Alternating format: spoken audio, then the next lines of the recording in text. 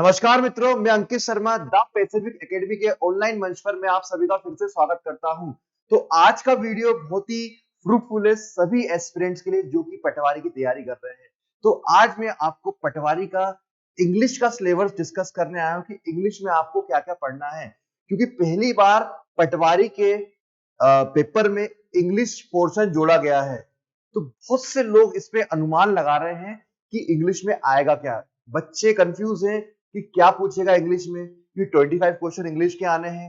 तो हम लोग ने जो आज जो आपके सामने जो डिस्कशन में करूंगा सिलेबस का, वो सिलेबस का डिस्कशन हम लोग ने 10 साल के जो प्रीवियस ईयर के व्यापम के इतिहास में 10 साल में जो भी एग्जाम में इंग्लिश पूछी गई है उसको पॉइंट पे रखते हुए हमने आज ये सिलेबस बनाया है और हमने ये भी पता लगाया है कि कौन से चैप्टर से कितने क्वेश्चन आ सकते हैं।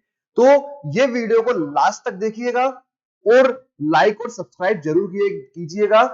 जो नीडी है, जो तैयारी कर रहे हैं पटवारी की, उन तक ये वीडियो जरूर पहुंचाइएगा। चलिए तो हम देखते हैं कि क्या आने वाला है।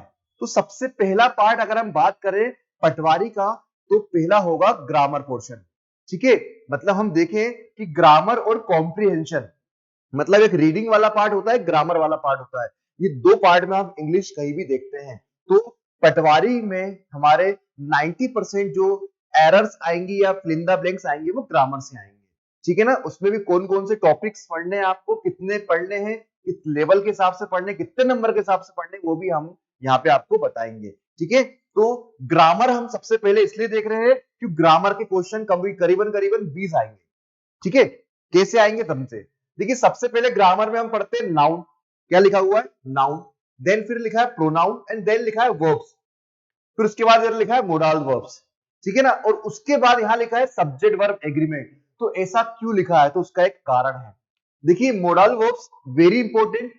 कैन कुड आपने सुना होगा, कैन कुड, मे, माइट, इनको हम मॉडल्स वर्ब बोलते हैं। तो मॉडल वर्ब से मिनिमम 1 से 2 क्वेश्चन आएंगे ही पटवारी में, आने की पूरी और पूरी संभावना है। अब चाहे वो फिल इन द ब्लैंक्स के रूप में पूछ ले, चाहे वो एरर के रूप में पूछ ले। ठीक है, मैक्सिमम 3 भी हो सकते हैं मॉडल्स वर्ब में। परंतु सर आपने सब्जेक्ट वर्ब एग्रीमेंट, ये तो कोई ग्रामर नहीं होती है, तो टॉपिक का नाम है, क्यों लिखा है? इसलिए लिखा है क्योंकि देखिए मैंने नाउन, प्रोनाउन और वर्ब्स में कोई नंबर नहीं लिखे हैं, कोई भी नंबर नहीं लिखे हैं कि कितने क्या नंबर का आएगा।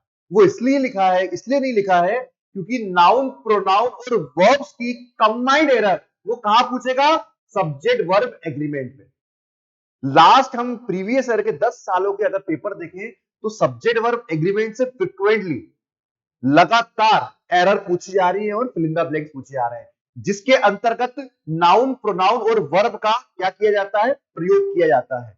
ठीक है, तो नाउन, प्रोनाउन, वर्ब की इंडिविजुअल भी एरर आ सकती है और सब्जेक्ट वर्ब से रिलेटेड भी एरर आ सकती है। तो इसलिए मैंने देखी 2 से 3, ये 4 भी हो सकते हैं, ये 4 भी हो सकते हैं सब्जेक्ट वर्ब एग्रीमेंट, क्योंकि इसमें 3 पार्ट ऑफ स्पीच पूछ रहा है वो, नाउन, प्रोनाउन और वर्ब्स। ठीक है, तो वेरी इंपॉर्टेंट टॉपिक आपके पटवारी के पॉइंट ऑफ व्यू से कि सब्जेक्ट वर्ब एग्रीमेंट से 2 से 3 या 4 क्वेश्चन भी आपके एग्जाम में आ सकते हैं। फिर हम बात करते हैं आर्टिकल्स की। तो आर्टिकल्स आप लोगों को मालूम होगा, ए एंड द, ये हमारे क्या है? आर्टिकल्स है। आर्टिकल से जनरली हम एग्जाम में देखें तो एरर आती है और फ्रिक्वेंटली आती है ना। तो हम चाह रहे हैं कि अगर पटवारी में एरर बनती है तो 1 से 2 एरर हमारी पटवारी में आर्टिकल्स की बनेगी। ठीक है, उसी के नीचे डिटर्मिनर्स लिखे हुए हैं, देखिए डिटर्मिनर्स। तो फ्यू, एनी, लिटिल, ये कुछ वर्ड्स आपने देखे होंगे या सुने होंगे। ठीक है, तो इनसे रिलेटेड एरर भी आती है आपके व्यापम के एग्जाम में। मतलब आपका जो आर्टिकल्स है और डिटर्मिनर्स ये और ये मोडाल्स है, ये इंपॉर्टेंट पार्ट है अभी तक, और एक सब्जेक्ट वर्ब एग्रीमेंट। ये 4 चैप्टर अभी बहुत इंपॉर्टेंट है जो आपको पढ़ना ही है, छोड़ना नहीं है मतलब। ठीक है, तो डिटर्मिनर से भी आप समझ लीजिए 1 से 2 एरर आपकी पूछी जाएंगी, मैक्सिमम 2, मिनिमम 1। फिर preposition, very important topic of English, इसलिए देखिए 2 से 3 एरर लिखी हुई है मैंने, 2 से 3 एरर प्रीपोजिशन में वो पूछेगा। अब चाहे वो एरर फॉर्म में पूछ ले, चाहे वो fill in the blanks form में पूछ ले, ये 2 फॉर्म में आपके पास एरर्स आएंगी या फिल इन द ब्लैंक्स आएंगे, तो ये आएंगे प्रीपोजिशंस। कंजंक्शन की बात करें तो देखो मैंने लिखा है 1, तो कंजंक्शन में मैक्सिमम मिनिमम एक और मैक्सिमम दो हो सकते हैं, ठीक है। और कभी कभार ऐसा भी हो सकता है कि कंजंक्शन की वो एरर ही ना पूछे, ठीक है। तो देखा जाए तो कंजंक्शंस आपको ऐसा पढ़ना है कि आपको मेन मेन जो बेसिक कॉन्सेप्ट है कंजंक्शन के वो आप पढ़ लिए, ज्यादा हाई लेवल तक आपको कंजंक्शंस में नहीं जाना है, ठीक है। और हाँ, प्रीपोजिशंस में भी आपको ओनली फ्रेजल वर्ब्स में ज्यादा टाइम देना है, फ्रेजल वर्ब्स जो होती है, ठीक है ना। जैसे अपन ने बोला take, take off, take out, है ना। तो ये जो होती है, जो दो वर्ड से मिलकर बनती है, इनको फ्रेजल वर्ब बोलते हैं। तो इनमें ज्यादा ध्यान देना है आपको, ठीक है। नेक्स्ट हम बात करें एडवर्ब। तो एडवर्ब टॉपिक में एक क्वेश्चन या मैक्सिमम दो क्वेश्चन, इसका भी आपको बेसिक पता करना है कि जैसे सपोज आपको एडवर्ब में ये मालूम होना चाहिए कि मैंने बोला हार्डली वर्ड है, इसका यूज कैसे होता है और इसका एक्चुअली हिंदी में मतलब क्या है। क्योंकि आपके जो व्यापम है, पटवारी है, उसमें जो एडवर्ब की वो ज्यादा हाई लेवल की एरर नहीं पूछता है, ओनली रीडिंग से एरर पूछता है कि आपको उस एडवर्ब का अर्थ मालूम होना चाहिए और आपको ये भी मालूम होना चाहिए कि वो एडवर्ब है कि नहीं है। क्योंकि ऐसे कुछ एडवर्ब्स हैं जो दिखते एडजेक्टिव है, मतलब दिखते एडवर्ब में होते एडजेक्टिव है। तो बस ये बेसिक याद रखना है आपको एडवर्ब में। तो ज्यादा लोड एडवर्ब का भी आपको नहीं लेना है, एक से दो एरर आपको मालूम होना चाहिए, ठीक है। सेंटेंस ट्रांसफॉर्मेशन या सेंटेंस इंप्रूवमेंट, ये टॉपिक आपको बहुत परेशान कर सकता है, ठीक है। तो सेंटेंस ट्रांसफॉर्मेशन में देखो मैंने 2 से 3 लिखे हैं क्वेश्चन, मगर याद रखिए सेंटेंस ट्रांसफॉर्मेशन ऐसा कोई पार्टी नहीं है। सेंटेंस ट्रांसफॉर्मेशन या सेंटेंस इंप्रूवमेंट उस बच्चे का अच्छा होगा जिसका टेंस, वॉइस और नरेशन अच्छा है। मतलब जो टेंस, वॉइस और नरेशन जिसका पार्ट अच्छा है, वो आराम से सेंटेंस ट्रांसफॉर्मेशन कर सकता है। क्लियर। तो सेंटेंस ट्रांसफॉर्मेशन अलग से कोई ऐसा टॉपिक नहीं है, हुआ मत बनाना इसको आप। अगर आपका टेंस, वॉइस, नरेशन का कॉन्सेप्ट क्लियर है तो आप आराम से सेंटेंस ट्रांसफॉर्मेशन कर सकते हैं, ठीक है। और भी पार्ट्स ऑफ स्पीच का प्रयोग होता है उस पर, मगर बेसिकली सेंटेंस ट्रांसफॉर्मेशन है, मतलब सेंटेंस है, आपके पास एक सेंटेंस आएगा और बोलेगा इस सेंटेंस को और कितनी तरीके से हम लिख सकते हैं या इसका सही ट्रांसफॉर्मेशन क्या है। भाई इसको मैं ऐसे भी तो लिख सकता हूं, वर्ब, सब्जेक्ट, ऑब्जेक्ट और ये क्वेश्चन मार्क। देखो सेम सेंटेंस को मैंने इंटरोगेटिव बना दिया, बिना भाव, बिना टेंस बदले। बस ये एक हिंट दी मैंने, बाकी की बात हम जब पढ़ेंगे आपको कोर्स में बता दी जाएगी, ठीक है। तो जनरली आपको सेंटेंस को और किस तरीके से लिख सकते हैं सही तरीके से, इसका मतलब होता है सेंटेंस ट्रांसफॉर्मेशन या सेंटेंस इंप्रूवमेंट, ठीक है। अलग से कोई टॉपिक नहीं है, टेंस, वॉइस, नरेशन और कुछ पार्ट ऑफ स्पीच के माध्यम से आप पूरा सेंटेंस ट्रांसफॉर्मेशन और सेंटेंस इंप्रूवमेंट कर सकते हैं। तो अगर आपका ये पार्ट ऑफ स्पीच अच्छा है, ग्रामर, तो ये आप अच्छा कर लोगे, आराम से अच्छा होगा। आपको मालूम है कि इस सेंटेंस को ऐसा भी लिख सकते हैं, ठीक है। जैसे कि मैं आपको एग्जांपल ही बताता हूं, मैंने बोला राम ईट्स फूड। अब उसने बोला कि राम ईट्स फूड का सही ट्रांसफॉर्मेशन बताइए और 4 ऑप्शन दे दिए, 1 2 3 4। यहां लिखा राम वाज ईटिंग फूड, फिर उसने लिखा राम हैज ईटन फूड, फिर उसने लिखा राम इज ईटन फूड, फिर लिखा food is eaten by Ram, और बोला कि जो ये सेंटेंस आपको दिया इसका सही ट्रांसफॉर्मेशन बताइए। तो भैया देखिए राम ईट्स फूड आपको मालूम है प्रेजेंट टेंस में, तो इसको जो भाव है प्रेजेंट टेंस पे ही रख के आपको बनाना पड़ेगा। और ऊपर वाला क्या था, वॉस था, तो ये वाला मेरा ऑप्शन गलत हो गया। नीचे वाला प्रेजेंट टेंस तो है मगर प्रेजेंट में भी कौन सा है, परफेक्ट है, मगर ये प्रेजेंट इंडेफिनिट है तो परफेक्ट पे भी नहीं बनेगा। भाव और टेंस चेंज नहीं होता कभी ट्रांसफॉर्मेशन में। राम इज ईटिंग फूड, तो राम इज ईटिंग फूड तो ये तो एक्टिव है, पैसिव है, मगर गलत पैसिव है तो ये भी गलत हो गया। फिर food is written by Ram, तो हम वॉइस में करते क्या है, ऑब्जेक्ट को सब्जेक्ट बनाते हैं, सब्जेक्ट को ऑब्जेक्ट बनाते हैं और वर्ब की थर्ड फॉर्म का प्रयोग करते हैं, और ये प्रेजेंट का ही है, food is eaten by Ram. तो ये होता है ट्रांसफॉर्मेशन। ये एक बेसिक बताया मैंने, अच्छे अच्छे लंबे बड़े बड़े क्वेश्चन भी आते हैं इस पे, ठीक है, जहां पे कुछ चीजें हमें एड ऑन करनी पड़ती है। यहां तो मैंने कोई चीज एड ऑन नहीं करी है। कुछ ऐसे सेंटेंस होते हैं जहां पे आपको अपने कुछ वर्ड्स एड ऑन करने पड़ते हैं, वो ऑप्शन से आप आराम से कर सकते हैं। ठीक है, बहुत सरल सेंटेंस है। क्लियर?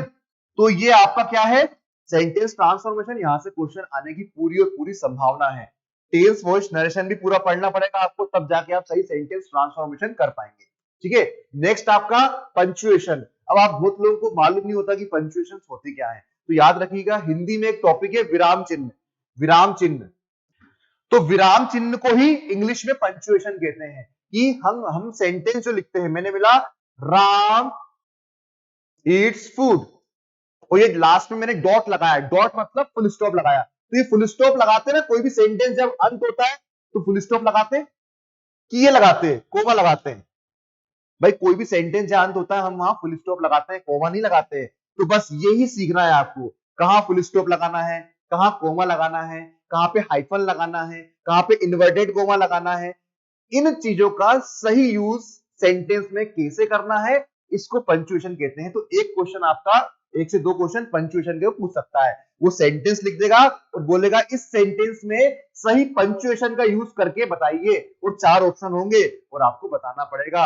एक से दो क्वेश्चन ये आ सकते हैं। क्लियर? फिर लिखा होगा प्रीफिक्स और सफिक्स। प्रीफिक्स और सफिक्स को हिंदी में उपसर्ग और प्रत्यय कहते हैं।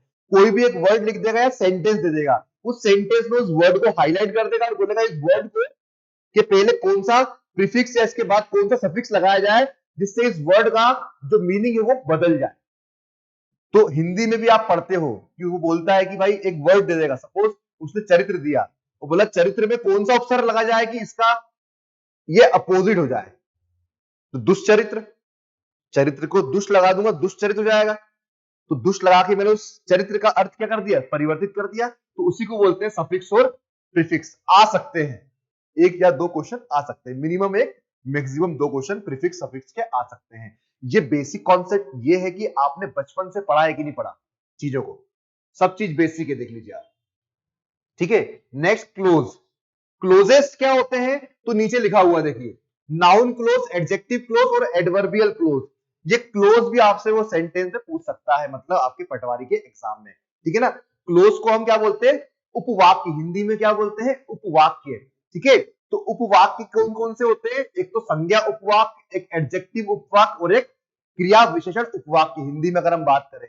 ठीक है, तो ये कोई हवा नहीं है, बहुत सरल चैप्टर है, बहुत सरल है कि इनका यूज हम कैसे करते हैं। इसमें भी आपको सेंटेंस ही देखना है। ठीक है, क्लियर? आप वहां हिंदी में वाक्य देखते हैं, यहाँ पे आपको सेंटेंस देखना है। वहां वाक्य की शुद्धि देखते हैं तो यहाँ पे एरर देखना है या ट्रांसफॉर्मेशन देखना है। वहां पे आप मिश्रित वाक्य, उपवाक्य, प्रधान उपवाक्य देखते हैं तो यहाँ पे क्लोज देखना है। कोई भी अंदर नहीं है हिंदी इंग्लिश में, सेम है ग्रामर। ठीक है, तो ग्रामर में आपको ये टॉपिक्स पढ़ने हैं, मगर सबसे इंपॉर्टेंट मैंने अभी आपको बताया, जैसे कि प्रीपोजिशंस इंपॉर्टेंट है ना, कंजंक्शन, मोडाल्स, और ये बेसिक तो आपको बेसिक पढ़ना ही पड़ेगा, तब जाके आपसे बुक से क्वेश्चन बन पाएंगे। जैसे कि tense, voice, narration, noun, pronoun और वर्ब, ये जो बेसिक कॉन्सेप्ट होते हैं इनके अंतर्गत, वो आपको पढ़ना पड़ेगा, तब जाके आप error, fill in the blanks कर पाएंगे। तो बाकी जिसपे स्टार लगाया है वो तो पढ़ना ही है, डिटेल में ज्यादा पढ़ना है। ठीक है, तो ये ग्रामर में आपको इतना पढ़ना है। अगर हम बात करें रीडिंग कॉम्प्रिहेंशन, जहां पे आपकी रीडिंग क्षमता देखी जाती है, तो रीडिंग क्षमता में देखिए 20 क्वेश्चन यहां से बनेंगे आपके, 20 क्वेश्चन ग्रामर से बनेंगे, और 5 क्वेश्चन आपके कहां से बनेंगे, रीडिंग कॉम्प्रिहेंशन। रीडिंग कॉम्प्रिहेंशन में सबसे पहले लिखा हुआ है पैसेज। तो पैसेज वो पूछेगा सीधे सीधे 5 नंबर का। यदि वो पैसेज नहीं देता है तो पैसेज के स्थान पे क्या देगा, क्लोज टेस्ट। दोनों में से कोई एक ही आएगा, दोनों नहीं आएंगे आपके एग्जाम में। ठीक है, क्लोज टेस्ट क्या होता है, ये भी पैसेज ही होता है, ऐसे कुछ पैराग्राफ लिखे होते हैं बस। क्लोज टेस्ट में बीच बीच में क्या लगा होता है, यहाँ पे ऐसे फिल इन द ब्लैंक बना देता है वो, और यहाँ पे नंबर लिख देता है वो, ये लिख दिया नंबर, और यहाँ पे ऑप्शन देता है कि पहले वाले सेंटेंस को पढ़ के इस फिल इन द ब्लैंक पे एप्रोप्रिएट वर्ड लगाइए। ये क्लोज टेस्ट होता है, और इसी को हम पूरा कंप्लीट कर देंगे बिना फिल इन द ब्लैंक्स के, तो इसको हम बोलते हैं पैसेज। ठीक है, तो पैसेज पूछेगा या तो क्लोज टेस्ट पूछेगा वो। क्लियर? 5 नंबर का डायरेक्ट, 20 नंबर की आपकी ग्रामर और 5 नंबर का आपका पैसेज। रीडिंग कॉम्प्रिहेंशन में। ठीक है, तो ऐसे करके आपके कितने क्वेश्चन हो गए? 25 क्वेश्चन हो गए। मगर रीडिंग कॉम्प्रिहेंशन में पैसेज में वो एक सिनोनिम्स और एक एंटोनिम्स भी पूछ सकता है। भाई 3 क्वेश्चन पूछ लिए उसने पैसेज के अकॉर्डिंग और 2 सिनोनिम्स और एंटोनिम्स डाल सकता है। हो सकता है एक ही सिनोनिम पूछे, हो सकता है सिनोनिम ना पूछे, एंटोनिम पूछे, पर्यायवाची विलोम, वो भी पैसेज के अकॉर्डिंग पूछेगा। क्लियर? तो ये एक एक जो नंबर है वो इस 5 का ही हिस्सा है। फिर हम बात करें PQRS, तो एक आध 2 क्वेश्चन PQRS के आ सकते हैं, संभावना है। 100% श्योर नहीं, मतलब 70% PQRS, क्योंकि आपके पास 4 ऐसे वो रहेंगे सेंटेंस, वो बोलेंगे इनको अरेंज करिए सही क्रम में। इसी को बोलते हैं सेंटेंस रीअरेंजमेंट, जिसको हम शॉर्ट में बोलते हैं PQRS। एक सेंटेंस ये लिखा, एक सेंटेंस ये, एक सेंटेंस ये, एक सेंटेंस ये, मगर ये सही क्रम में नहीं है, तो आपको इनको सही क्रम में बताना है, रीड करना है, स्कोर सही क्रम में रखना है। ठीक है, इसको बोलते हैं PQRS।